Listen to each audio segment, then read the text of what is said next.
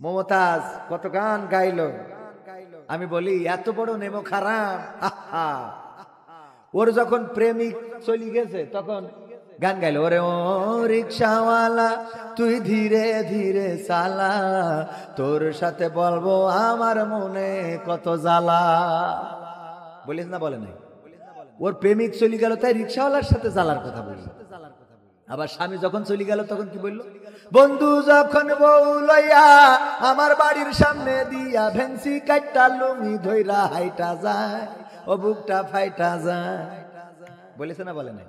তা তোর নেত্রী গেল তো তুই একটা ফাটাফাটির গান গালি না? তুই কথা কয় গেয়েছে একটা ফাটাফাটির গান, আমি শিখাই দিছিলাম, বললাম এইটা অন্তত গাও। আমার সোনার ময়না পাখি কোন বা দোষে দাদার কাছে গো,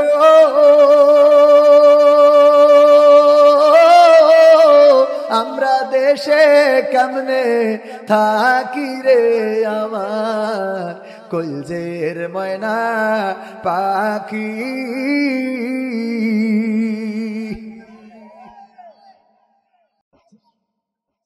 রূপের বড়াই করিস না রে, রূপ চিরদিন থাকে না,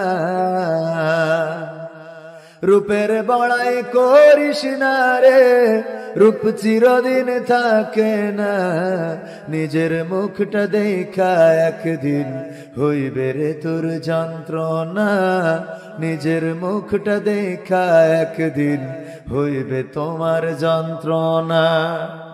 রূপের বড়াই কইরো না ভাই, রূপ চিরদিন থাকে না, চেহারার বড়াই কইরো না বোন, রূপ চিরদিন থাকে না, নিজের মুখটা দেখা একদিন হইবে তোমার যন্ত্রণা, নিজের মুখটা দেখা একদিন হইবে রে তোর যন্ত্রণা।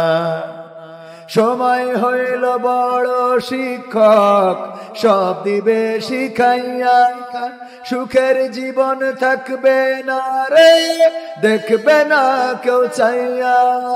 সময় হইল বড় শিক্ষক, সব দিবে শিখাইয়া, সুখের জীবন থাকবে না রে, দেখবে না কেউ চাইয়া। মরার আগে মরবি রে তুই, জ্বালা সইতে পারবি না, মরার আগে মরবি রে তুই, জ্বালা সইতে পারবি না, নিজের মুখটা দেখা একদিন হইবে তোমার যন্ত্রণা, নিজের মুখটা দেখা একদিন হইবে রে তোর যন্ত্রণা। কিসের এত বড়াই তোমার মাটির দেহ লইয়া, ময়রা দেখো পোকামাকড় শেষ করবে সব খাইয়া।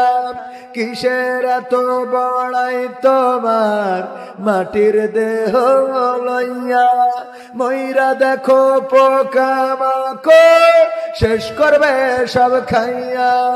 এই দুনিয়া ছাড়তে হবে, অহংকার আর কইরো না, এই দুনিয়া ছাড়তে হবে, অহংকার আর কইরো না, নিজের মুখটা দেখা একদিন হইবে তোমার যন্ত্রণা, নিজের মুখটা দেখা একদিন হইবে রে তোর যন্ত্রণা। রূপের বড়াই কইরো না ভাই, রূপ চিরদিন থাকে না, ক্ষমতার বড়াই কইরো না বোন, সে আর চিরদিন থাকে না, নিজের চেয়ার দেখা একদিন হইবে তোমার যন্ত্রণা, নিজের চেয়ার দেখা একদিন হইবে তোমার যন্ত্রণা। ঠিক বললাম না ঠিক বললাম? নিজের চেয়ার দেখেও যন্ত্রণা হইতে পারে না, পারে না। যেই কাউন্সিলের চেয়ারম্যান ভোটে দাঁড়ালো কিন্তু ফেল করলো, করার পরে যদি নিজের প্রয়োজনে কোনোদিন কাউন্সিলে যায়, ওই চেয়ারটা দেখার পরে ব্যথা লাগতে পারে না, পারে না? ব্যথা লাগে ভাইয়েরা আমার। চেহারার সৌন্দর্য চিরদিন থাকবে না, ক্ষমতার পাওয়ার চিরদিন থাকবে না, রূপের গৌরব চিরদিন থাকবে না, যৌবনের গরম চিরদিন থাকবে না, আপনার জীবনের শক্তি সামর্থ্য চিরদিন থাকবে না। যেই মানুষটা আজকে শিশু, সেই মানুষটা কিশোর হবে, যুবক হবে, তারপরে একদিন যৌবন চলে যাবে, বৃদ্ধকালে যদি বেঁচে থাকে বৃদ্ধ বয়সে চলে যাবে, পৌঁছে যাবে, তারপরে মালাকুল মাউত মাথার কাছে চলে আসবে, জানটা নিয়ে উড়াল দেবে, মাটির সাথে পড়ে থাকবে। এই মানুষের দুনিয়া থেকে কবরে রাখা হবে। দুনিয়ার মানুষ কিছু কাল পরে এমন একজন মানুষ ছিল, এইটাও মনে রাখবে। কতখানি মনে রাখবে? না, মনে রাখবে না। ক্ষমতার চেয়ারও থাকে না, পাওয়ার থাকে না, কত বড়াই, কত লড়াই, কত জোর, কত গরম, সবকিছু নিঃশেষ হয়ে যায়, ধূলিসাৎ হয়ে যায়। ওগো আমার ভাইয়েরা, কখন কার কোন কারণে মৃত্যু হবে আমরা কেউ জানি না। ওগো আমার ভাইয়েরা, মৃত্যুর সাথে করে নিয়ে ঘুরে বেড়াই, কখন কার মৃত্যু হবে জানি না, কখন কে কোন পরিস্থিতিতে পড়ে যাবে জানি না, কেউ জানে না কখন কার পাওয়ারটা চলে যাবে, কখন প্যারালাইজড হবে, এক পাশ পড়ে যাবে, আর কথা বলার সক্ষমতা থাকবে না, কখন কে পঙ্গু হয়ে যাবে, অ্যাক্সিডেন্ট করবে, হাসপাতালে যাবে, এটা কেউ বলতে পারে না, কখন কে স্ট্রোক করে মারা যাবে কেউ বলতে পারে না। মৃত্যু আমাদের পিছন পিছন ঘুরে বেড়ায়, কিন্তু আমরা এতটাই উদাসীন যে এই মৃত্যুর ভয়টা একটা দিনের জন্য, একটা মুহূর্তের জন্যও আমরা করতে রাজি না। ঠিক না বেঠিক? মৃত্যুর ভয় আছে আমাদের? আছে? মৃত্যুর ভয় যদি থাকতো তাহলে বাজারগুলোতে এত লোক পাওয়া যেত না। বিশ্বনবী সাল্লাল্লাহু আলাইহি সাল্লাম বলেছেন, পুরুষদের জন্য নিকৃষ্টতম জায়গার নামটা কি আপনারাই বলেন? নাম কি? সেই বাজারে এখন লোক কম না বেশি? আর উৎকৃষ্ট জায়গা কোনটা? মসজিদ উৎকৃষ্ট জায়গা, সেই মসজিদে লোক কম না বেশি? এত কম, মাঝে মাঝে মুয়াজ্জিন আর ইমাম ছাড়া খুঁজে পাওয়া যায় না। মসজিদে আজান দিয়ার মুয়াজ্জিন না থাকলে আজান দিয়ার লোকও পাওয়া যায় না। যারা মোটামুটি নামাজি হয়ে গেছে রে, ওরা নামাজও পড়ে এখন ঘড়ি ধরে। মুয়াজ্জিন যখন ইকামত দেবে, ইকামত শুনেও মসজিদে যায় না, ঘড়ি দেখে, তারপরে যে মসজিদে নামাজ পড়ে একেবারে। ইমাম যদি লম্বা কিরাত ধরে, গলা ছাড়া আছে না নাই? লম্বা কিরাত ধরলে হুজুর গরম মনে হয় আপনার লাগে না? ঠিক না বে ঠিক? ওগো আমার ভাইরা, ওগো আমার মেহেরপুরবাসী, আজকের এই আয়োজন আপনাদের জন্য নিয়ামত। আল্লাহর নবীর ভাষায় এই জায়গাটার নাম কি আপনারাই বলেন? জান্নাতের বাগান, রিয়াজুল জান্নাহ। এই রিয়াজুল জান্নাতে যদি বসার সৌভাগ্য না হয়, রিয়াজুল জান্নাতে যদি আসার সৌভাগ্য না হয়, বলেন দেখি, কেউ যদি প্রাইমারি স্কুলে না পড়ে, তাকে কি হাই স্কুলে ভর্তি নেবে নাকি? হাই স্কুলে যদি না পড়ে, কলেজে কি ভর্তি নেবে? না, নেবে না। কলেজে যদি কেউ না পড়ে, ভার্সিটিতে ভর্তি হতে পারবে না। এই দুনিয়ার পরে আল্লাহর নবী বললেন, জান্নাতের বাগান, রিয়াজুল জান্নাত, যেখানে কোরআন হাদিসের আলোচনা করা হবে সেটা জান্নাতের বাগান। দুনিয়ার জান্নাতের বাগানে যার বসার সৌভাগ্য হলো না, পরকালের জান্নাত তার জন্য কতটুকু কঠিন একটু বুঝে নেন। প্রাইমারি স্কুলে পড়ে যেমন ভার্সিটিতে যাওয়া যায় না, তেমনি দুনিয়ার জান্নাতে যদি প্রবেশ করতে আপনি ব্যর্থ হন, আখিরাতের জান্নাত এত সোজা হবে না। ঠিক না বেঠিক? এই জান্নাতে প্রবেশ করার জন্য নামাজি দরকার নাই, রোজাদার দরকার নাই, দাড়িওয়ালা টুপিওয়ালা দরকার নাই। এই জান্নাতের বাগানটা উন্মুক্ত, চাইলে আপনি এসে বসতে পারেন, এখানে কোরআনের বয়ান শুনতে পারেন। আল্লাহ রাব্বুল আলামিন পবিত্র কোরআনে বলেছেন, ওয়াইযা কুরিয়াল কুরআনু ফাসতামিউ লাহু ওয়া আনসিতু লাআল্লাকুম তুরহামুন।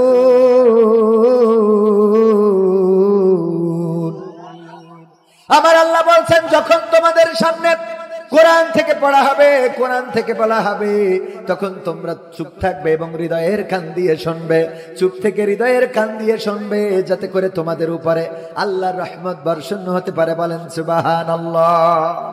আল্লাহর রহমতের দরকার আছে না নাই? আল্লাহর রহমতটা কি? চোখ আছে কিন্তু দৃষ্টি নাই এমন মানুষ আছে না নাই? হাত আছে কিন্তু ধরার শক্তি নাই এমন মানুষ আছে না নাই? কান আছে কিন্তু শুনতে পায় না। যদি বলেন কি দেখে এসো, বলে বাজারে যাচ্ছি, তা তোমার অসুবিধে কি?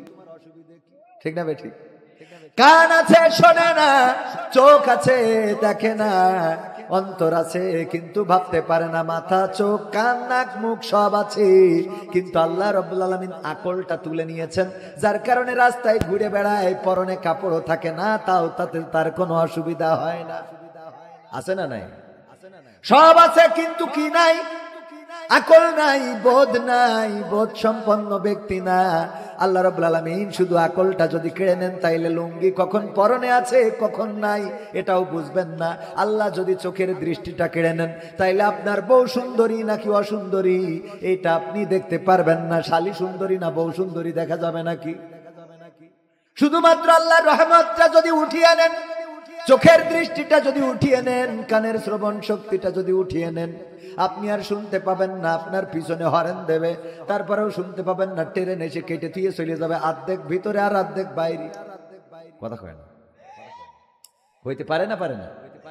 আল্লাহর রহমতটা কি সেটাই বলছিলাম। আল্লাহর রহমত হলো কান আছে, সাথে শ্রবণ শক্তি আছে। এই শ্রবণ শক্তিটাই আল্লাহর রহমত। ছিদ্র কানেও আছে, নাকেও আছে। আল্লাহ কি রহমত দিয়েছেন? কান দিয়ে শোনা যায় আর নাক দিয়ে শুকা যায়। শুকা পর্যন্ত ঘ্রাণ নেওয়া যায়। চোখ দিয়েছেন দুইটা মার্বেলের মতো, এর মধ্যে কি এমন দিয়েছে যে আপনি দেখতে পান। আবার আল্লাহ যদি দৃষ্টিটা কেড়ে নেন, সব থাকবে কিন্তু আপনি দেখতে পাবেন। সব থাকবে, দেখা যাবে না। সব আছে, বিবেকটা নাই। আল্লাহ কি যেন কেড়ে নিয়েছেন। মানুষ বলে আমার ছেলেটা পাগল হয়ে গেছে, পাবনায় নিয়ে যে রেখে আসতে হবে, পাবনায় রেখে আসে। ওগো আমার ভাইয়েরা, শুধু বিবেকটা তুলে নিল। চোখ আছে, কান আছে, নাক আছে, মুখ আছে, হাত আছে, সব আছে, কিন্তু এই মানুষটার নাম আর মানুষ থাকলো না। কবির বিন সামাদের নাম হয়ে যাবে পাগল। কি গোল? কি গোল? বোবা লোকে চলতে পারে, বলতে পারে না। পঙ্গু লোকে বলতে পারে, চলতে পারে না। কানা লোকে শুনতে পারে, দেখতে পারে না। কালা লোকে দেখতে পারে, শুনতে পারে না। তুমি যদি তাদের চেয়ে একটু ভালো থাকো, তবে কেন শুকরিয়াটা আদায় করো না? তবে কেন শুকরিয়াটা আদায় করো না? তবে কেন শুকরিয়াটা আদায় করো না? চোখ দুটো দিল দেখতে তোমার, শুনতে দিল কান, জিহ্বা দিল স্বাদ নিতে আর নাকে সুঘ্রাণ। চোখ দুটো দিল দেখতে তোমার, শুনতে দিল কান, জিহ্বা দিল স্বাদ নিতে আর নাকে সুঘ্রাণ। এবারে তুমি ভেবে দেখো না, এবারে তুমি ভেবে দেখো না কতটা সুখে তা। তবে কেন শুকরিয়াটা আদায় করো না? তবে কেন শুকরিয়াটা আদায় করো না? তবে কেন শুকরিয়াটা আদায় করো না? তবে কেন শুকরিয়াটা আদায় করো না? হাত দুটো দিল মারতে তোমার যখন যারে চাও, মারার জন্য দিয়েছে। হাত দুটো দিল ধরতে তোমার যখন যেটা চাও, যেথাই সেথাই যাওয়ার জন্য দিলেন দুটি পাও। হাত দুটো দিল ধরতে তোমার যখন যেটা চাও, যেথাই সেথাই যাওয়ার জন্য দিলেন দুটি পাও। হৃদয়ে দিলেন প্রেম মমতা, হৃদয়ে দিলেন প্রেম মমতা, কেন যে বোঝো না? তবে কেন শুকরিয়াটা আদায় করো না? তবে কেন শুকরিয়াটা আদায় করো না? তবে কেন শুকরিয়াটা আদায় করো না? তবে কেন শুকরিয়াটা আদায় করো না? সুখের সমাজ গড়তে দিলেন আল কোরআনের বাণী, পথের দিশাই দিয়েছেন রাসূল আমরা সবাই জানি। সুখের সমাজ গড়তে দিলেন আল কোরআনের বাণী, পথের দিশাই দিয়েছেন রাসূল আমরা সবাই জানি। শ্রেষ্ঠ নবীর উম্মত তোমরা, শ্রেষ্ঠ নবীর উম্মত তোমরা, কদর বোঝো না? তবে কেন শুকরিয়াটা আদায় করো না? তবে কেন শুকরিয়াটা আদায় করো না? তবে কেন শুকরিয়াটা আদায় করো না? তবে কেন শুকরিয়াটা আদায় করো না? বোবা লোকে চলতে পারে, বলতে পারে না। পঙ্গু লোকে বলতে পারে চলতে পারে না, কানা লোকে শুনতে পারে দেখতে পারে না, কালা লোকে দেখতে পারে শুনতে পারে না। তুমি যদি তাদের চেয়ে একটু ভালো থাকো তবে কেন শুকরিয়াটা আদায় করো না, তবে কেন শুকরিয়াটা আদায় করো না, তবে কেন শুকরিয়াটা আদায় করো না। এই গানটার পরেও যদি আলোচনা করি রাত পার হয়ে যাবে। শুধু এই গানের মধ্যে যত কথা আছে, ওগো আমার ভাইরা, বোবা লোকে চলতে পারে কিন্তু বলতে পারে না। আমার প্রিয় ভাই, শ্রদ্ধার ভাই, আমার ভালোবাসার মানুষ, আমার রাশেদ কবির ভাই, আমার নামে নাম মিতা মানুষ, আমি ইকরামুল কবির আর উনি রাশেদ কবির। আমার মিতা যদি আমাকে নিয়ে আসতেন আর আমি যদি বুবা হইতাম, কথা যদি বলতে না পারতাম, আসার পরে মাইক ধরে যদি বসতাম আর যদি ওই বোবা লোকেরা যেভাবে বলে যদি বলতাম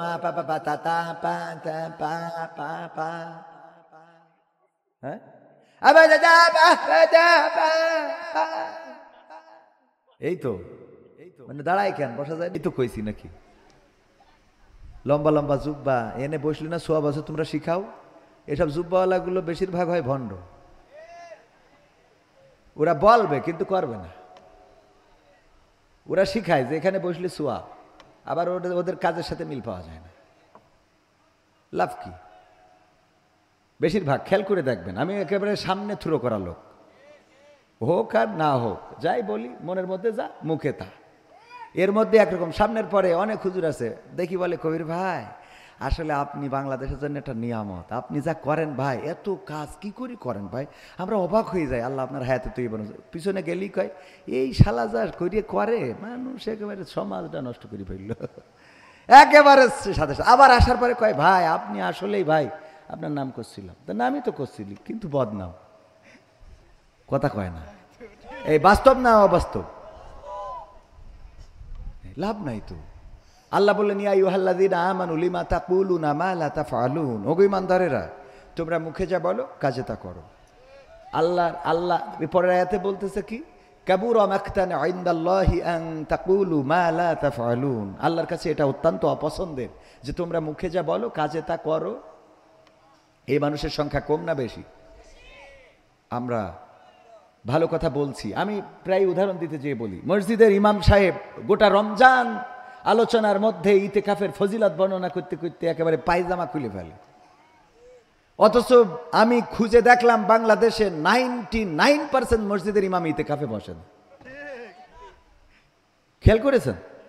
উনি মুসাল্লিদের যে ধাড়ি খাওয়াতে যাবে ওর এনে বসায় রাখে, আর ইমাম সাহেবের তো কাজ নেই, 5 ওয়াক্ত নামাজ পড়াবে আর ওখানে বসে থাকবে, ইবাদত করবে, তসবিহ টানবে। এই তো যে ছাগল খাওয়াতে যাবে মাঠে ওর ফজিলত শোনায়, যে বিড়ি না খালি সেহরি খেয়েই তার বিড়ি টানা লাগে, ও জোর করে নিয়ে ইতিকাফে বসাইছে। কথা কয় না। পরে মসজিদে বসিতে ওর মধ্যে আস্তে করি দুমা ছাড়ে, কয় সেহরির সময় হুজুর আমি একটা না টানলি হুজুর আমি সারাদিন থাকতে পারবার না হুজুর। ও আপনি বললেও হবে না, এটা আমার একটু টানতে হবে। এরম আছে না নাই? ওদেরকে ফজিলতের বয়ান শুনাইয়ে নিয়ে এসে বসায়, অথচ ইমাম সাহেবের আপনি খুঁজে দেখেন 100টার মধ্যে 99টাই আপনি খুঁজে পাবেন ইমাম সাহেব ইতিকাফে নাই। সে থাকতে বাধ্য না, তো তাহলে তুই সারা মাস ফজিলতের বয়ান করলি কেন? তার ফজিলতের দরকার আছে না নাই? কথা কয় না, আছে না নাই? এই জন্য আল্লাহ জাহান্নাম উদ্বোধন করবেন কবির বিন সামাদকে দিয়ে। আমার নাম বললাম ডাইরেক্ট, আবার অন্যের নাম বললি সে খেপে যাবে না। বলবো গো কবির বিন সামাদ এইদিকে আসো। আমি বলবো আল্লাহ তুমি জান্নাত দিবা মনে হয়, ঠিক আছে টিকিট দাও, চলে যায়। আল্লাহ বলবেন না তোমারে আমি জাহান্নাম দেবো কেন আল্লাহ?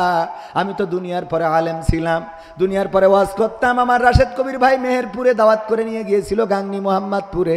আমি কত সুন্দর করে হাজার হাজার মানুষের সামনে কথা বলেছিলাম।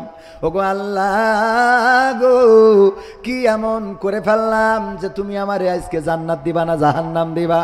আল্লাহ ওই দিন বলবেন ওগো আমার বান্দা, বিশ্ব নবী সাল্লাল্লাহু আলাইহি সাল্লাম বলছেন, আল্লাহ বলবেন ওগো বান্দা তুমি দুনিয়ায় চেয়েছিলে মানুষ যেন তোমারে একজন ভালো ওয়াইজিন বলে, তোমারে যেন ভালো বক্তা বলে, তোমারে যেন ভালো শিল্পী বলে, তোমারে যেন আজহারি বলে, তোমারে যেন মাদানি বলে, তোমারে যেন মাক্কি বলে, তোমারে যেন উগান্ডি বলে। তুমি এই সব নামের কারণে, খ্যাতির কারণে ওয়াজ করতে, তুমি এই খ্যাতির কারণে লেখাপড়া করতে, তোমারে যেন হাফেজ সাহেব বলে, তোমারে যেন মুহতামিম বলে, তোমারে যেন মুহাদ্দিস বলে।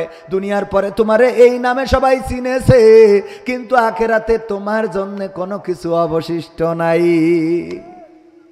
এরা মালেম আছে না নাই? হুজুর আমার বলে কবির ভাই আপনি তো ভাইরাল পারসন, বলেন দেখি কেমন করে একটু ভাইরাল হব রে। একটু ভাইরাল হইতে চাই। কি হইতে চাই? আমার কাছে সেই বলে, আমি বলি বাবা ভাইরাল হওয়ার থেকে আল্লাহর কাছে প্রিয় বান্দা হওয়ার চেষ্টা করেন। ভাইরাল করার মালিক কে? আল্লাহ রাব্বুল আলামিন। আপনার ভাইরাল হতে হবে কেন? আপনার তো জান্নাতে যেতে হবে। আপনার দুনিয়ার পরে একজন ভালো মানুষ হতে হবে। আপনার এই দুনিয়ার পরে এমন কিছু করতে হবে যেই কাজের কারণে অন্য মানুষেরা উপকৃত হয়। আমার আল্লাহ বলেছেন ওয়া মান আহসানু কওলাম মিম্মান দাআ ইলাল্লাহ ওয়া আমিলা সলিহা ওয়া ক্বালা ইন্নানি মিনাল মুসলিমিন। তার কথার চেয়ে ভালো কথা আর কারো হতে পারে না, যে নিজে ভালো কাজ করে, সৎ আমল করে, নেক আমল করে, মানুষকে আহ্বান করে, ইসলামের দিকে ডাকে, আর মুখে ঘোষণা করে আমি একজন কি মুসলমান, আমি একজন আত্মসমর্পণকারী। কুল ইন্না সালাতি ওয়া নুসুকি ওয়া মাহইয়ায়া ওয়া মামাতি লিল্লাহি রাব্বিল আলামিন। আমার আল্লাহ বলছেন বলো নিশ্চয় আমার সালাত, আমার কুরবানি, আমার জীবন, আমার মরণ কার জন্যে? কার জন্যে? আল্লাহর জন্য। আল্লাহর কাছে নিবেদিত হতে হবে, আল্লাহর কাছে সমর্পণ করে দিতে হবে। আমাদের নামাজ, আমাদের রোজা, আমাদের কুরবানি, আমাদের হায়াত, আমাদের মওত সব কিছু যদি আল্লাহর জন্য করে দিতে পারি, তাইলে দুনিয়ার কোনো ভাইরাল চিন্তা থাকবে না, দুনিয়ায় কোনো মানুষের প্রিয় হওয়া লাগবে না, দুনিয়ায় দাওয়াত খোঁজা লাগবে না, দাওয়াতেরও প্রয়োজন হবে না। কারণ এই দুনিয়ায় দাওয়াত আছে, আজকের মাহফিল, কাল আবার সকালে মাহফিল, রাত্রে আবার মাহফিল, কিন্তু সকালবেলা যদি ঘুম ভাঙে তাইলে জীবনে ফজর, আর যদি ঘুম না ভাঙে রে তাইলে জীবনে কবর। ঠিক না ভাই? ঠিক। ভাইরাল হওয়ার কোনো দরকার আছে? লাভটা কি? প্রয়োজনটা কি? অনেকেই মনে করে আমরা মনে হয় কাজ করি ভাইরাল। ভাই যে দাওয়াত দিয়েছেন এখানে আলহামদুলিল্লাহ, মানে ভাইয়ের জন্য এসেছি, কোনো কথা ছাড়াই, কোনো বক্তব্য ছাড়াই, কোনো ছাড়াই। তো এগুলো ভাইরালের জন্য না, এগুলো প্রয়োজন নেই। আপনি জান্নাতের জন্য কাজ করেন, দুনিয়ায় যদি প্রয়োজন হয় আল্লাহ আপনাকে ভাইরাল করে দিবেন। আমার রাশেদ কবির ভাই গরু পালন করেছে। কি গরু? গরু চেনেন কিনা? এই গরুরে খাইতে দেওয়ার জন্য মাঠে রেখে আসছে যে গরু তুমি খাও, খোলামেলা ধান কাটা হয়ে গেছে, এখন মনে যা চাই খাও। পাশে ছিল একটা জঙ্গল, জঙ্গল থেকে একটা বাঘ বের হয়েছে গরুরে ধরার জন্যে। গরুর ধরার জন্যে গরুর পিছু নিয়েছে, গরু দৌড়ায়, বাঘও দৌড়ায়।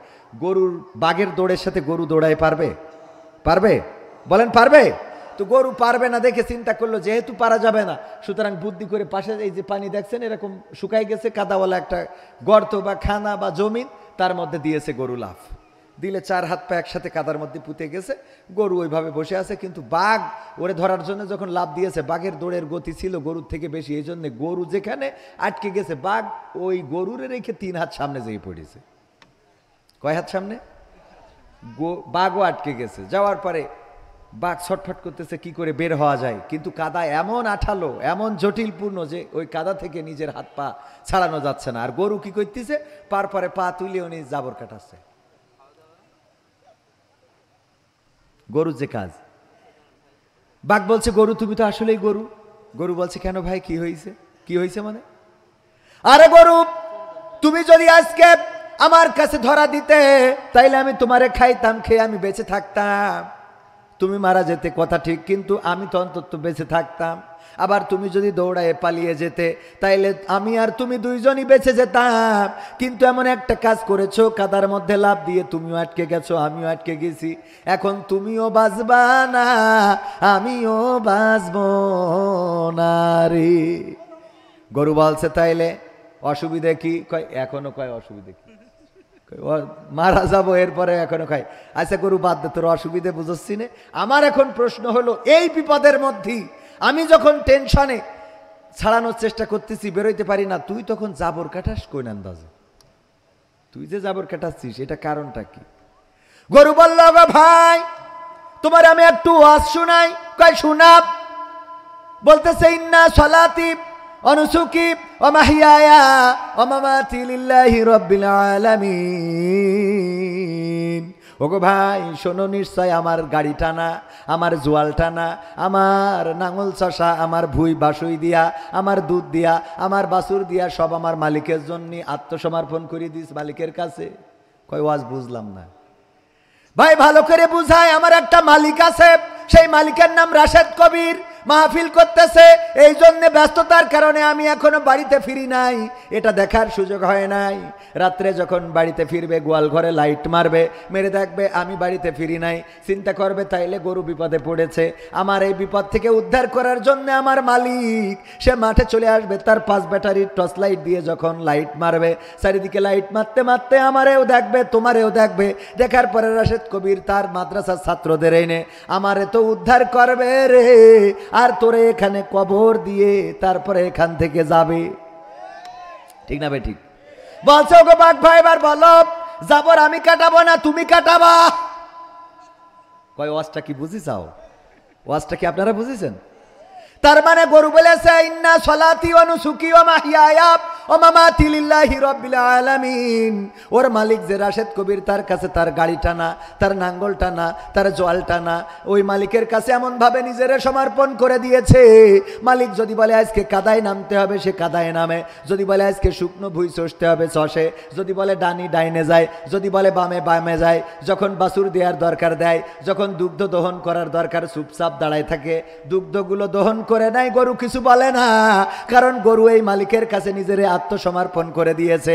এমনকি যেদিন জবাই করবে, জবাই করার জন্য যেই খাটের কাছে গরু জবাই করে কাটতেছে, ওই খাটের কাছে যদি বেঁধে রাখে, তারপরে ওখানে শুয়ে শুয়ে জাবর কাটায়। ঠিক না বেঠিক? একটা গরু কুটা হচ্ছে, কাটা হচ্ছে, আর একটা গরু ওখানে শুয়ে জাবর কাটাচ্ছে। কারণ কি? কারণ ওর কথা হলো আমার জীবন, আমার মরণ, আমার ইবাদত, আমার বন্দেগী সব রাশেদ কবিরের জন্য। সুতরাং ও যদি আমার জবাইও করে তো অসুবিধা কি?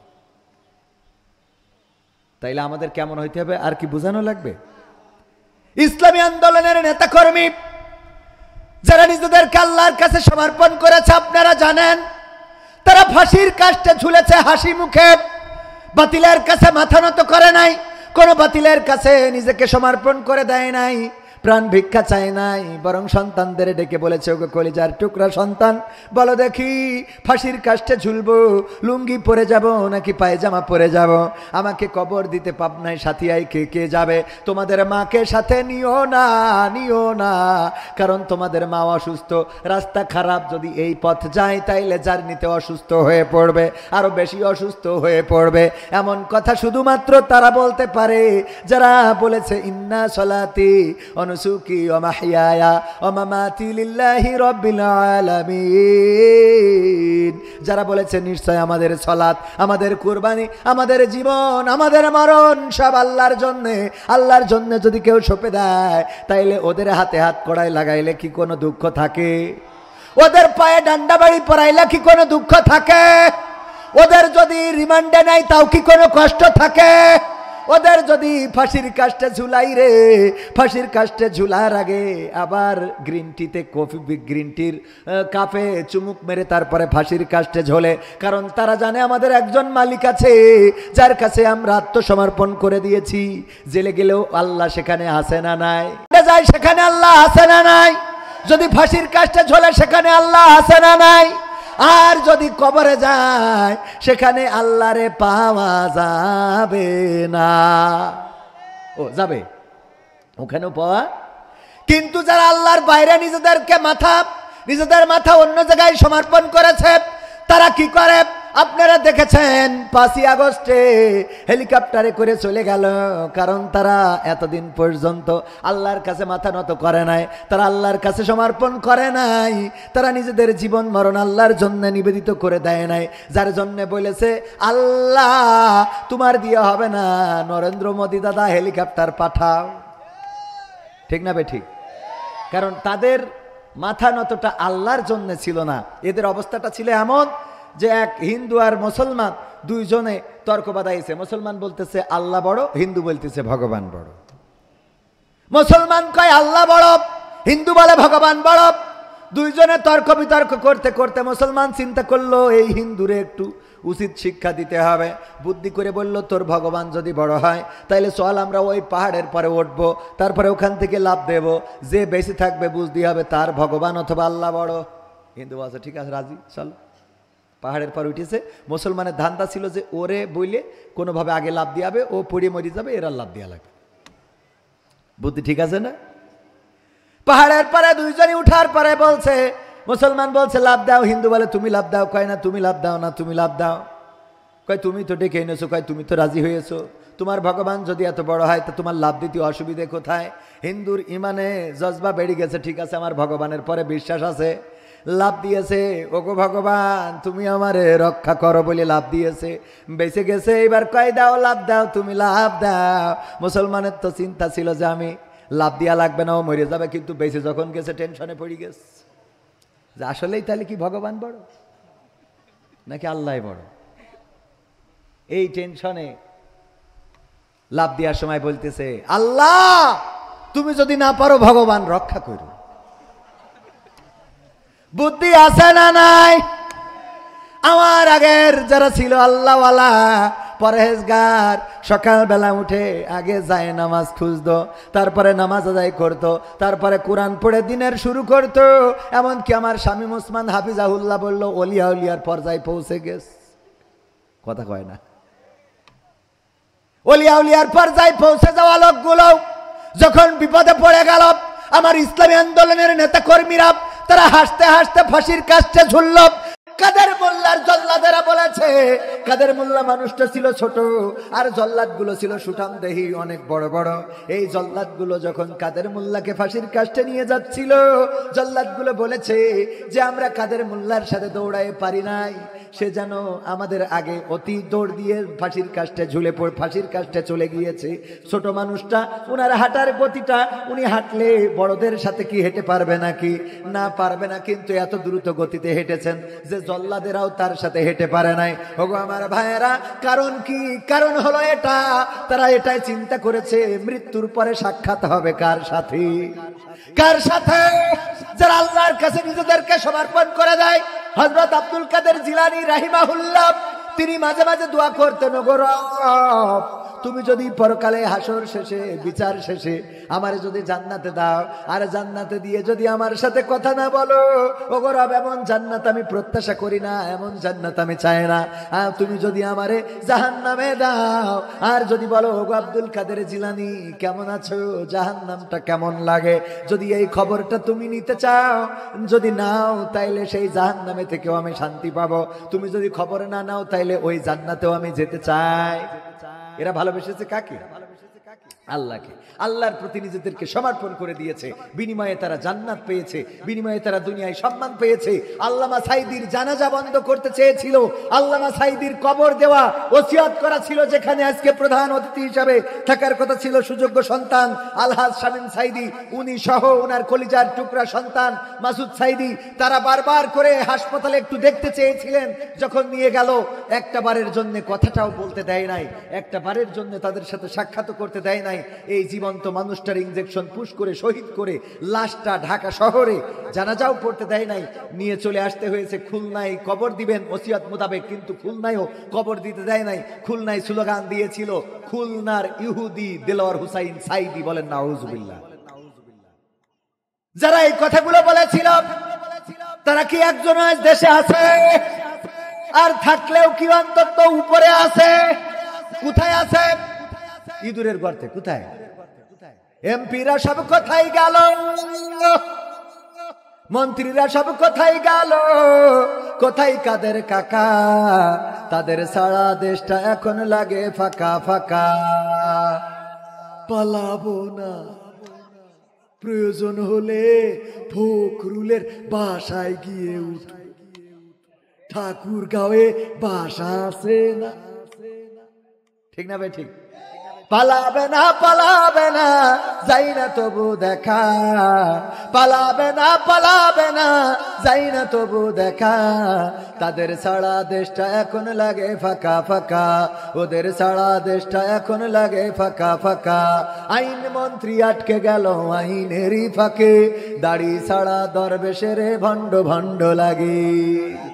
আইন মন্ত্রী আটকে গেল আইনেরই ফাঁকে, দাড়ি ছাড়া দরবেশের ভণ্ড ভণ্ড লাগে। শুনছি কত নেতা নেত্রী খাইতেছে ভাই ডান্ডা, বিচারপতি কালামানিকের ফাটিয়েছে আন্ডা। পলকের ঝলক গেল, পলকের ঝলক গেল থামিয়ে নেটের চাকা। তাদের ছাড়া দেশটা এখন লাগে ফাঁকা ফাঁকা, ওদের ছাড়া দেশটা এখন লাগে ফাঁকা ফাঁকা। কই গেল সেই সংসদেতে মমতাজের গান, কোথায় গেল হযরত বলা শামীম ওসমান? আছে, পাওয়া যায়?